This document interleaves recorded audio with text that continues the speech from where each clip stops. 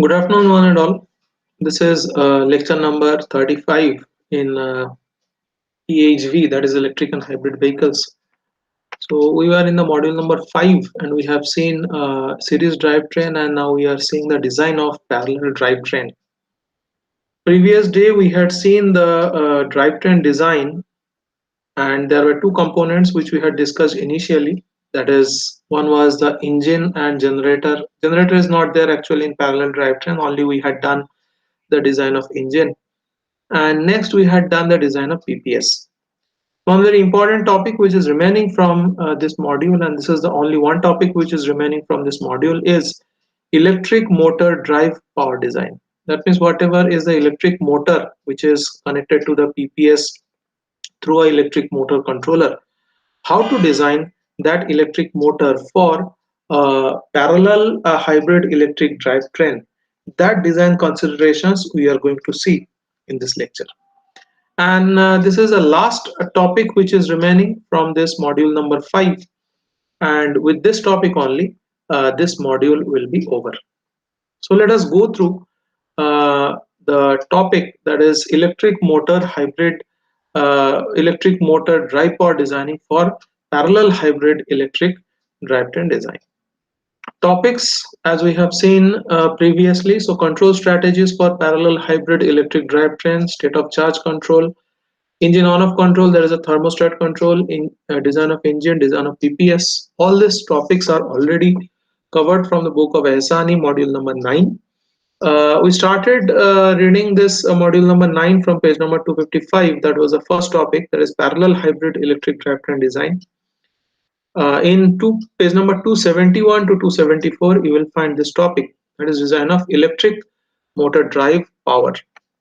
That means for driving the electric vehicle, whatever is the specification and designing of electric motor drive, that we are going to see in today's topic. Design of electric motor drive power.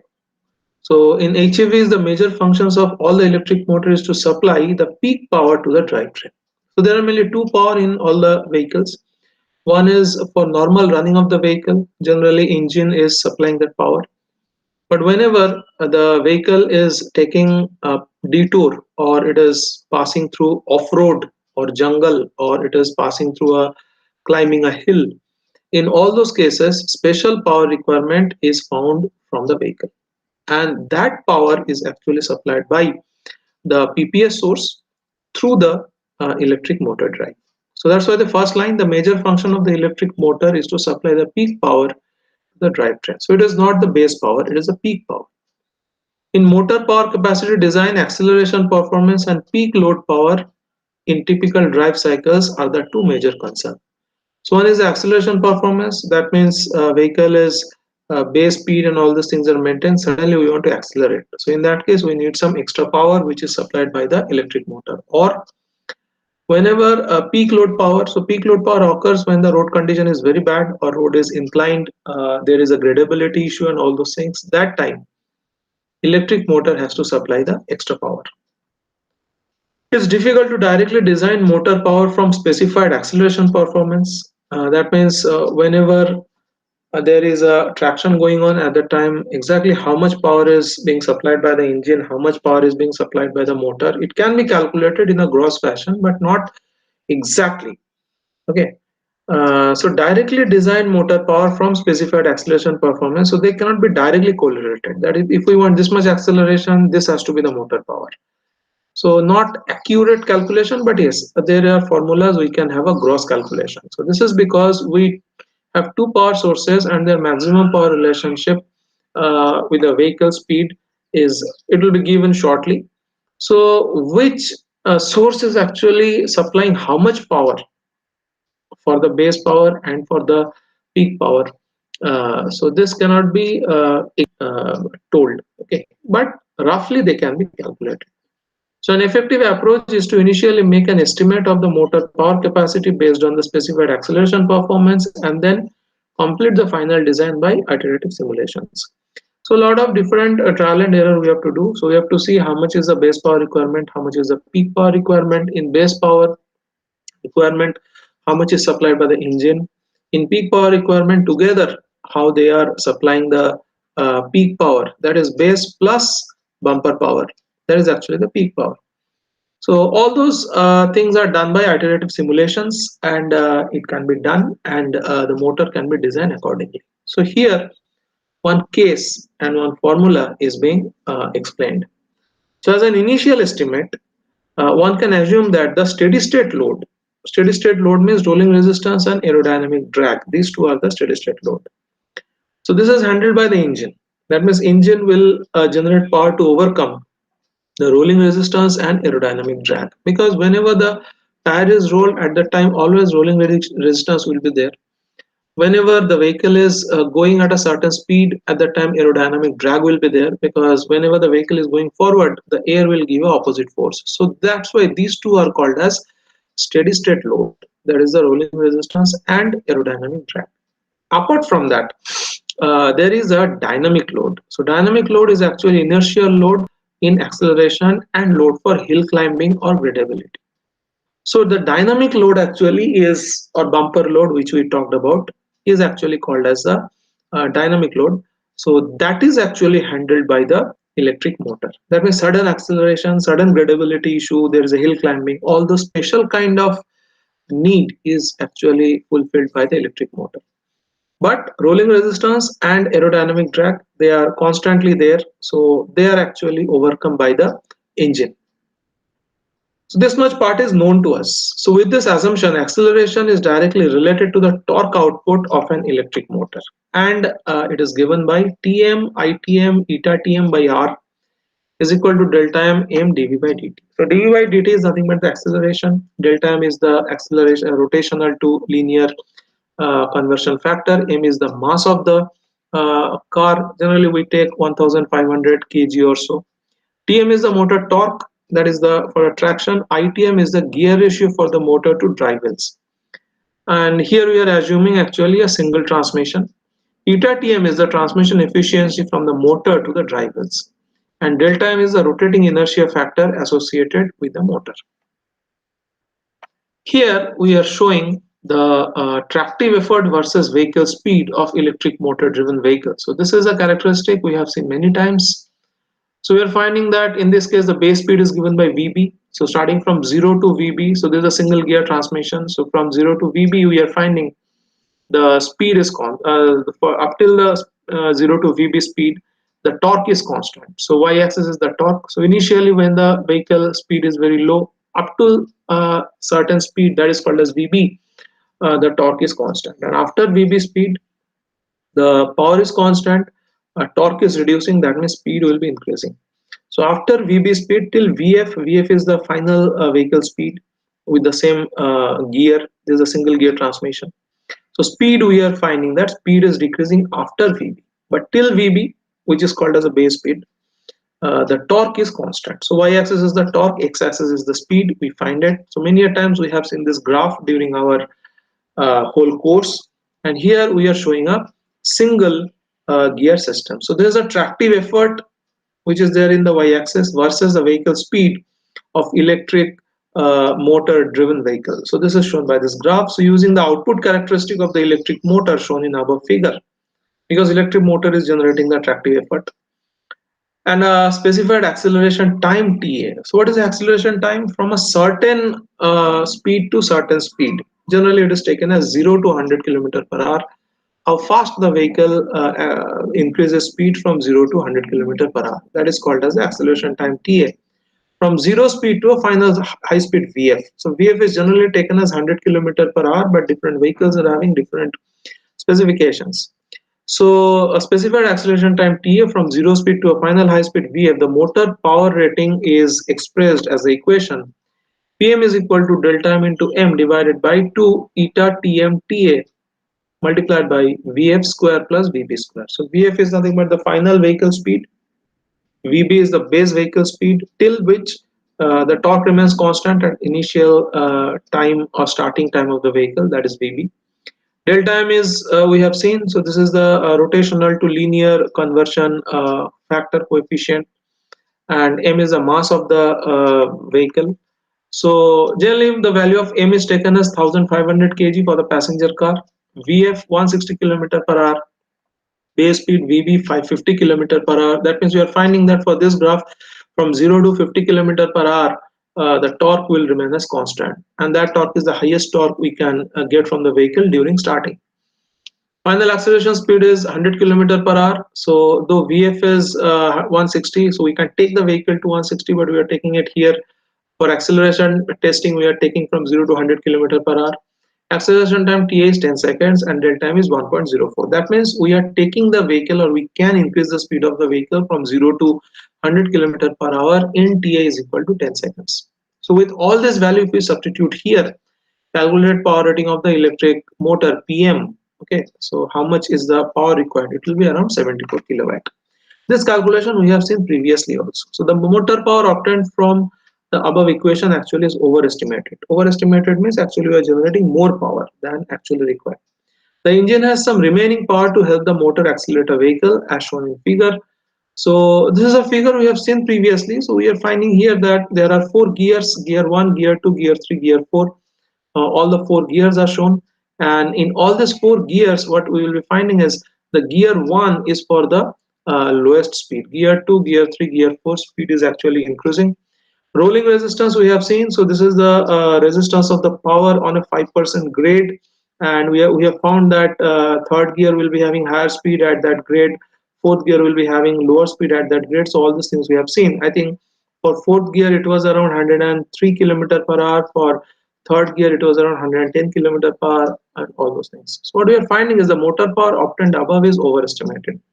The engine has some remaining power to help the motor accelerate a vehicle as shown in this diagram. So these are the four gear performances, and for all the cases you are finding that the maximum power in y-axis for all the four gears are around 43 kilowatt. Okay, what we are calculating here as 74 kilowatt. That is actually overestimation. In this case, we are finding vehicle speed, engine power, resistance power versus acceleration time feature. So in this figure, y-axis is again the power generated in kilowatt, x-axis is the time. So in that time actually what's happening? So we have seen that time is from 0 to 10. In 0 to 10 what's happening? We are finding that the vehicle speed is increasing from 0 to 100 kilometer per hour. So this is actually the acceleration graph. The vehicle speed is increasing from 0 to 100 kilometer per hour within a time of 0 to 10 seconds. That means we are calling that acceleration time TA is equal to 10 seconds. What all things are happening? So in that time, engine power for acceleration with the multi-gear transmission. So this is the power. Initially there is a jerk, huge amount of power is produced, and then it is like this, then it is like this. So this is the above is the line for engine power for acceleration with a multi-gear transmission. And with a single gear transmission, it is kind of a parallel. Okay, so you are finding that this increase is gradual.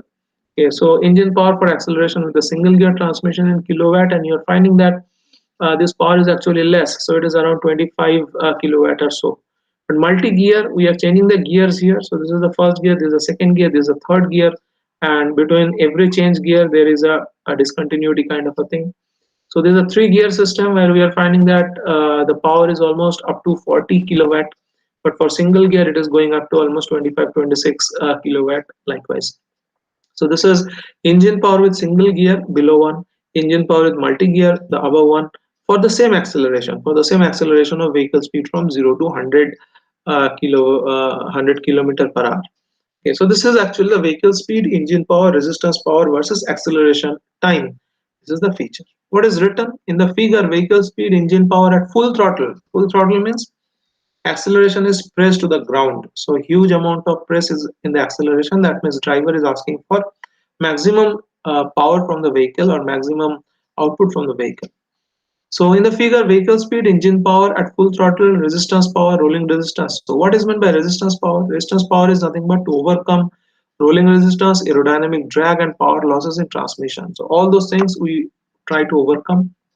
That is called as a resistance power.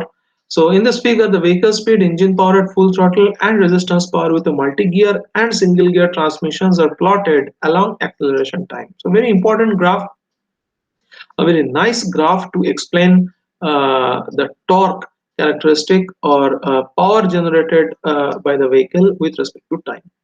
So how exactly the speed is increasing? So this is the graph, how exactly the vehicle speed is increased from 0 to 100 kilometer per hour. And how are actually the torque generated? So below is the single gear system. That's why you are seeing that initially it is started and power is increasing like this and going up to around 25 or 30 kilowatt.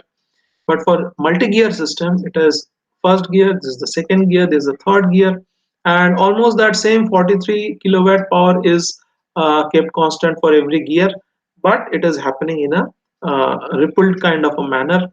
And these are the this is actually the acceleration time, which is 0 to 10 seconds. Now, some more thing is said that the average remaining power of the engine used to accelerate the vehicle can be expressed as. That means whatever power is generated, whatever power vehicle is experiencing, plus some more power is stored. Okay, so that power is actually given by average remaining power in the engine used to accelerate the vehicle. So this is what is there just to start and run the vehicle, whatever graph is shown. Excess engine power is not shown here, so that excess engine power given by PEA. Okay, that means this for engine for acceleration. It is given by 1 by TA minus TI integration of T1 to TA. That means T1 to TA is the acceleration time for acceleration. So this P minus PR dt. What are all these things we can see here? So P and PR are the engine power and resistance power. So P minus PR, engine power is the total power which is produced. PR is the what is the resistance power, so there is a loss. So how much is the exact power to drive the vehicle? So whatever engine power is produced, that is doing two things. First one is to drive the vehicle, that is P minus PR, and what is the resistance. So PR, suppose 50 kilowatt power is being produced. So in that case, 40 kilowatt is being used to drive the vehicle, and 10 kilowatt is being used to overcome the resistance. What are the different types of resistance? We have seen in the previous slide. There is rolling resistance, aerodynamic drag, and power losses in transmission. So this P minus PR, that is 50 minus 10, that is a 40. Okay, kilowatt is the amount of power which is actually used to for the tractive force.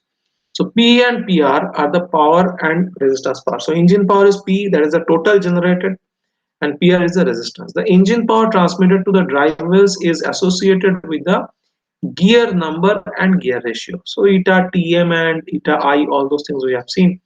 So the engine power transmitted to the drive wheels is associated with the gear number and the gear ratios of the transmission. It is known that a multi-gear transmission effectively increases the remaining power at the drive wheels, thereby reducing the motor power required for acceleration. Very important thing, that is whenever we are using a multi-gear system, at that time we will be finding that requirement of motor power is actually less. So this is what is being said here.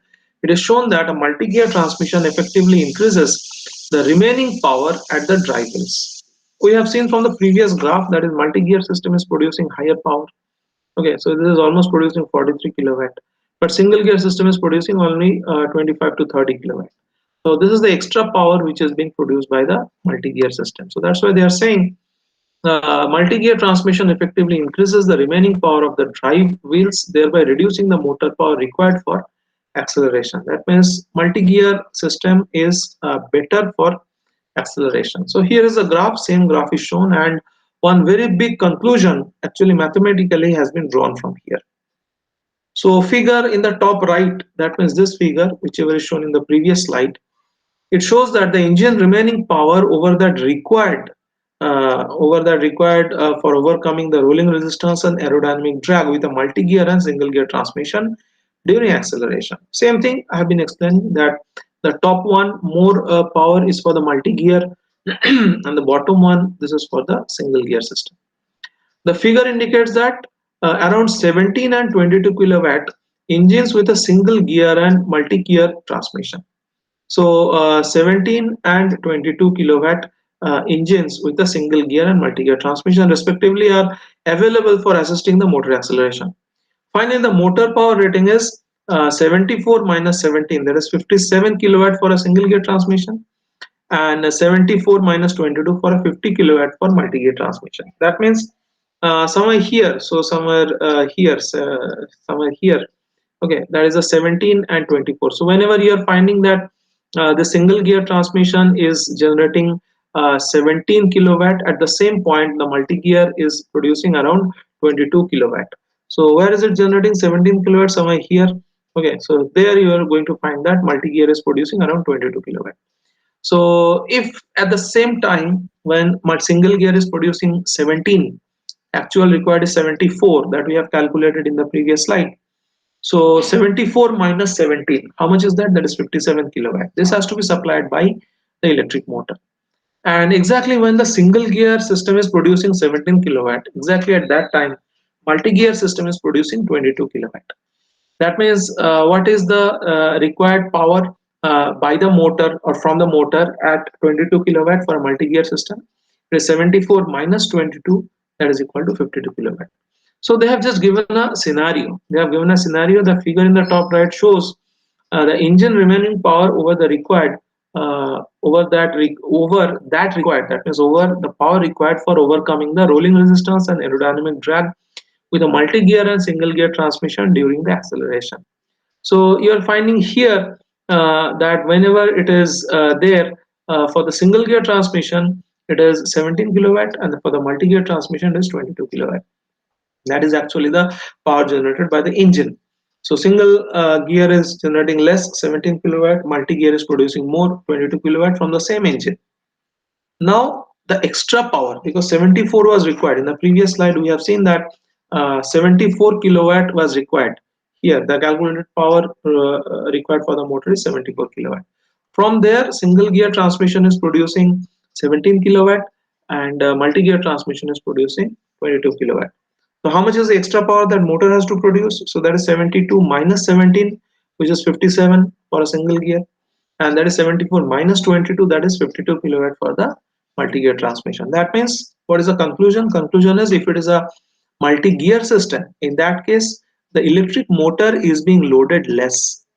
That is what is the conclusion.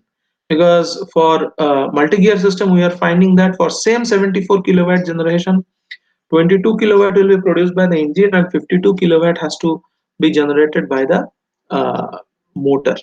But for single gear system, we are finding that among the 74, 17 kilowatt is being produced by the engine and 57 kilowatt has to be generated by the motor. So for a single gear transmission, if we are designing a motor, it should be having higher delivering capacity compared to the multi-gear transmission. So you have to write all these equations. You have to show all this calculation for a 1500 kilometer heavy car, and you have to say that the acceleration time is here 0 to 10 seconds, which takes the vehicle speed from 0 to 100 kilometer per hour. And there you have to give a case that for single gear system, the motor has to deliver 57 kilowatt. For a multi-gear system, motor has to deliver 52 kilowatt. Conclusion: for a multi-gear system, we need to have a motor, or we can have a motor with little lesser capacity, or delivery capacity of the motor is little less, will do. But if it is a single gear system, then the motor will be loaded heavily. Now the same graph, some more conclusions. So when the power ratings of the engine and electric motor as well as the transmission are initially designed, a more accurate calculation is needed to be performed to evaluate vehicle performance for maximum speed, maximum acceleration, and maximum gradability. Very important thing. So when the power rating of the engine and electric motor as well as the transmission are initially being designed, that means whenever we are designing that this vehicle has to overcome maximum this amount of resistance. So there are three types of resistances, and this vehicle has to give overcome maximum this amount of grade. So whatever is the inclination, maximum what inclination the vehicle can overcome, that has to be designed initially, as well as maximum how much acceleration we can get from the vehicle. All this thing has to be designed initially, and while designing that, a more accurate calculation needs to be performed to evaluate vehicle performance, mainly for maximum speed, maximum gradability, and maximum acceleration. Because during these three times only, that is during maximum speed, maximum gradability, and maximum acceleration, during these three times only, vehicle is really tested. Vehicle is really tested means its engine and its motor. If it's a EHV, that is hybrid vehicle, both the engines and motors are tested when suddenly vehicle is going into acceleration, or it is going to uh, have driving through a high grade. Okay, so the maximum speed and gradability can be obtained from the diagram of tractive effort and resistance versus vehicle speed. So we have seen many graphs previously. How much is the maximum gradability it can overcome, how much is the maximum acceleration it can generate, all those graphs and related tractive effort, all those things we have seen in our previous graphs. So this is another graph, okay, so which is actually the performance between tractive effort and resistance on a slope, a tractive effort and resistance on a slope versus the vehicle speed and the graph for that. So here you are finding that x-axis is the vehicle speed, y-axis is the tractive effort on drive wheels. Okay, that means how much is the kilonewton, how much is the tractive effort or torque produced on the drive wheels. Now, whenever I am saying drive wheel, it is actually getting power together from the engine as well as from the motor. Separately, I'm not telling you how much engine is supplying, how much motor is supplying, but this is the tractive effort on the wheels produced by engine plus motor. That's why it is written like this. This is engine plus motor. Likewise, and gradability is given that if gradability is less, here you are finding gradability is alpha is equal to 0 and 0% gradability. So alpha is rolling resistance, that is alpha is the gradability, it is 0, and degree, actually this should be 0 degree. 0 degree means 0%. So gradability we can give in degree as well as in percentage. So tan 5 means 0.0871. So 0.0871 you multiply by 100, so you are going to get us 8.71. Tan 20 means it is 0.364. Okay, so multiply that by 100, so you are getting 36.4% gradability. So this is how the slope is given. So either you give it as 20 degree or you give it as 36.4% gradability. So figure shows the design results of an example passenger car, that is M is equal to 5000 kg, 1500 kg, not 5000.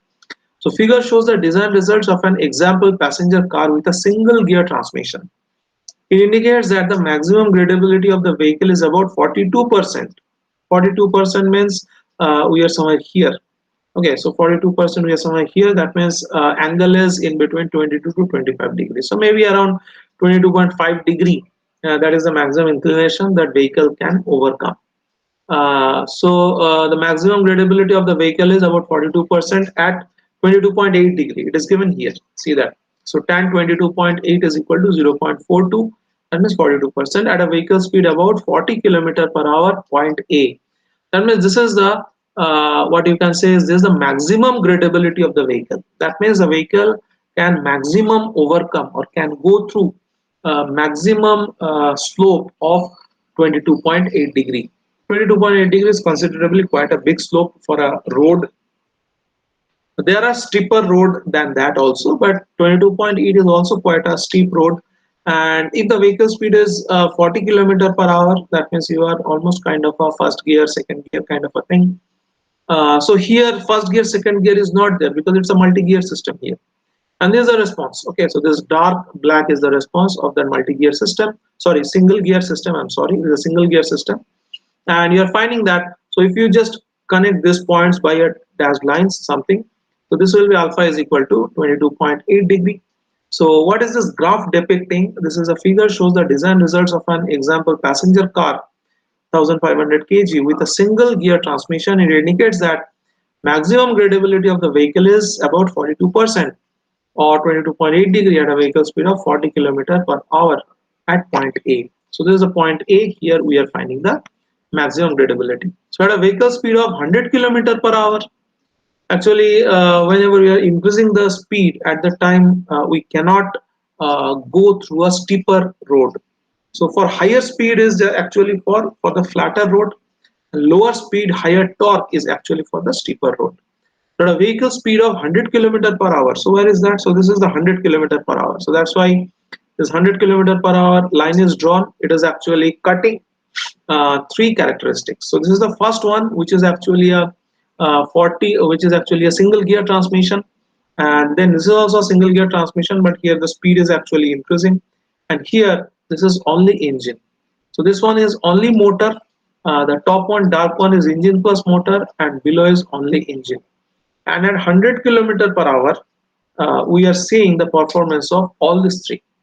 So below is the engine alone. So 100 km per hour, how the torque is changing. You're finding that very less amount of torque is being produced by engine alone, and at 100 km per hour. If it is only motor, so motor is giving quite a good torque initially up to VF of 40 kilometer per hour, and after 40 kilometer per hour the speed is reducing, and speed is increasing and torque is reducing. I'm sorry, not speed is reducing. So here the speed is increasing, you are finding here the speed is increasing, the torque is reducing. So the C point is the when only motor is supplying the power. Okay, at that time at 100 kilometer per hour, you are finding torque almost around 2.2, around that. So just above 2 kilonewton. Okay, and whenever you are finding, you are adding this two graph actually, engine and the motor. So these two things, if you are adding, then you are getting this darker lines. Okay, so if you are getting this darker line, you are finding that generally what we find is at higher speed the torque reduces, but if you are adding the performances of engine and motor, that is generally we are doing for hybrid system, that is we are keeping two sources and we are adding their performances. In that case you are going to find that it can actually overcome almost grade of 10 degree. That means if it is only motor, it can overcome grade of 5 to 6 degree at 100 kilometer per hour. If it is only engine, it can overcome very less grade. So only engine, it cannot be taken to a high grade thing. That means whenever there is inclination, only engine power is not good enough. So it cannot even overcome 2.5 to 3 degree grade. You can check here this point. So this point means if you just connect this line, you are going to come somewhere here. So that is around 3.5 degree or so. So engine alone at 100 kilometer per hour, so that is the speed at which you are trying to overcome the grade. So engine alone at 100 kilometer per hour, it can overcome the grade of around 3.5 degree. Motor alone at 100 kilometer per hour, it can overcome the grade of around 6-7 degree. But whenever you are adding, so this is actually what is hybrid. Whenever we are adding their performances at that time at 100 kilometer per hour, which is a very big speed for overcoming grade. Generally, while overcoming the grade or slope, we reduce the vehicle speed so that we can overcome higher grade. But then also, if you are adding the motor and engine performance, in that case, even at higher speed of 100 kilometer per hour, we can overcome a grade of almost 10 degree. So very important point, which is explained here. So figure shows the design results of an example of passenger car with a single gear transmission. So for all cases, it is single gear transmission. It indicates that the maximum gradability of the vehicle is about 42 degree, 42% or 22.8 degree for vehicle speed of 40 kilometer per hour. This is point A. So this graph you have to explain very properly. At a vehicle speed of 100 kilometer per hour, gradability of the vehicle with full hybrid motor alone. So this is the motor alone. This one point C, and engine alone is point D, and traction, that is together engine and motor. Okay, that is actually point B. So point B, we can overcome grade of 10.28, that means 100 kilometer speed and engine and motor working together. Point C, so point C, it is saying that 10.36%. 10.36% means it is little above 10 degrees, so it is around 11 degree or so. And point D, it is 2.65%. So I told you initially that it is around 3.5, but it is actually 2.65%. So engine alone at 100 kilometer per hour, it cannot overcome any grade. So this is a very important paragraph you have to read again. So as we are increasing the speed, we can overcome less grade, we can overcome less slope. Okay, but then also there are three cases when only engine is working, there is no motor. So in that case, with 100 kilometer per hour, we can overcome grade or slope or grade of only 2.65 degree. When only engine motor is working, in that case, it can overcome at 100 kilometer per hour around 6 degree, that is 5.91. But when engine and motor working together, that is actually the hybrid. So in the last slide, actually, towards the end of the syllabus, towards the end of this vehicle, a very good understanding of hybrid we are finding from this graph. So what is meant by hybrid? Even at higher speed, we can overcome higher grade, provided we are adding the power of vehicle, power of motor, as well as power of engine together. So that is the point B. Okay. Now the maximum speed of the vehicle is around 160 kilometer per hour. So this is what we are finding with engine alone traction, which is actually dictated by the engine power point E. But if we are saying that we are seeing motor alone, this is happening. So for all these cases, that means engine alone, motor alone, or engine plus motor. For all these cases, vehicle speed is maximum 160 kilometer per hour. But when engine alone is there, at that time the torque is less. When motor alone is there, little bit higher. And whenever engine plus motor, the same speed is happening with a higher torque. That is the significance. So you are finding that any case vehicle maximum speed is 160 km per hour, which is given by point E. That is actually maximum speed. But what is the amount of grade or what is the amount of slope that can be overcome by the vehicle even at maximum speed? So that we find here that if motor and engine both power you have added together, even at maximum speed, so higher speed is actually for lower gradability. But even at that higher speed, 160 kilometer per hour, if we are adding engine and motor, we can overcome higher gradability. So almost 5-degree gradability we can overcome. Very important point. So this slide number 8 is very important. Please understand each and every line whatever is written. However, if the engine and motor top speed can extend beyond this vehicle speed, the vehicle maximum speed in hybrid mode or motor alone mode can be extended further. So engine is can give you maximum 160 kilometer per hour, but if we just cut engine and drive only the motor, this speed can be further extended. Or if we are taking engine plus motor, in that case, the speed also can be extended. This is what is explained here, that however, if the engine and motor top speed can extend beyond this vehicle speed, the vehicle maximum speed in hybrid mode and motor alone mode can be extended further, because engine speed is maximum 160 km per hour. It cannot go beyond that. But we can extend the motor speed. Okay, that means only motor will run the vehicle and that will actually take the maximum vehicle speed more than 160 km per hour. So in that case, in a hybrid mode, the vehicle can be run with a higher speed than 160 km per hour. This is the last slide for this lecture as well as for this whole syllabus. And this kind of actually graph we have seen previously in case of series hybrid also. Here x-axis is the vehicle speed, that is kilometer per hour. Left side of the y-axis is acceleration. So there are two graphs shown here. So left side is for acceleration and right side is for the acceleration distance. Okay, so this is the distance graph. This is the distance graph. So for this distance graph, you have to actually check the right side for the scale. And this is actually the acceleration graph. For this, you have to see the left side of the scale. So you are finding that maximum distance is how much and maximum acceleration is how much. All those things you can check. Figure shows that the acceleration performance for a passenger car with transmission with single gear. That means the same single gear vehicle we are using. And this is a performance for a passenger car with transmission with single gear. It indicates that 167 meter distance is covered in 10.7 seconds. So how can we find all these three things? This is a 10.7 seconds. So this left side is the acceleration time. So x-axis is all the kilometer per hour, that is the vehicle speed. Y-axis is the time. So in this time, how much is the distance covered? So this is the distance graph. So this 10.7 second, wherever it is cutting the vehicle, wherever it is cutting the graph, this is actually 167 meter distance. So what is the distance? This is the 167. So this is the time, you can say this is the time 10.7. So you are coming here.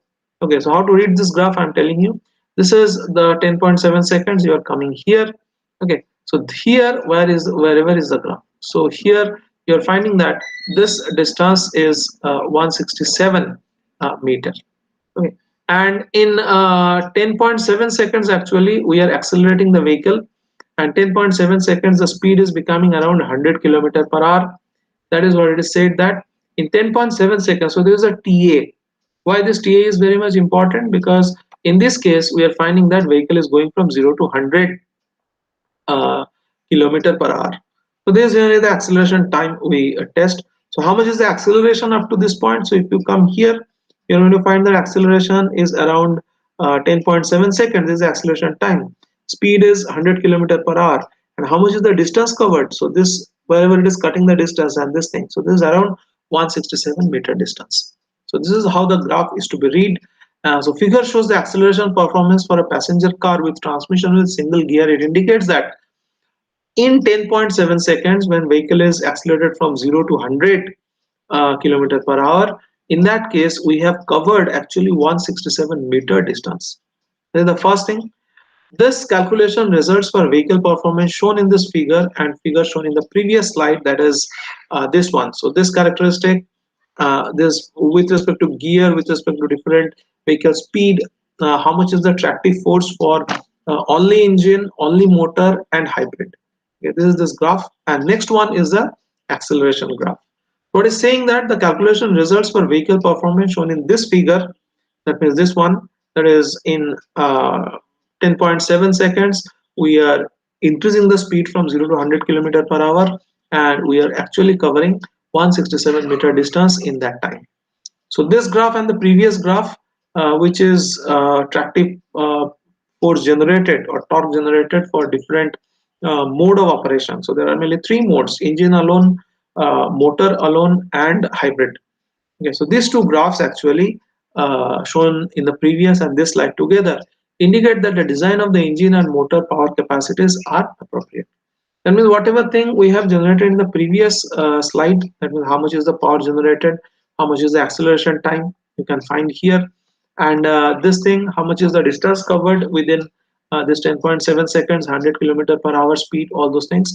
So they're actually going in line. So this actually completes the design of motor. And the main important thing we have found that for single gear, the pressure on motor, electric motor, which is actually supplied by the PPS, the pressure on motor, that means load that the motor has to carry. For a single gear system, it is more. For a multi-gear system, the motor, electric motor, has to carry a little less load, little less, but nevertheless it is lesser. Okay, so these are the two conclusions we have found out from all this discussion. So it finishes this lecture number 35 of the fifth chapter, and all the topics in all the modules are actually covered. All the slides are uploaded, lectures are already uploaded. Question bank is given to you for all the uh, sessions for all the modules. IA1 is assessed, IA2 will be assessed very shortly, and almost saving one batch. For all the other batches, the things are done, that is the presentation. So I wish you all the best for the final exam and for your career, and I stop here. Thank you all for joining. Good day.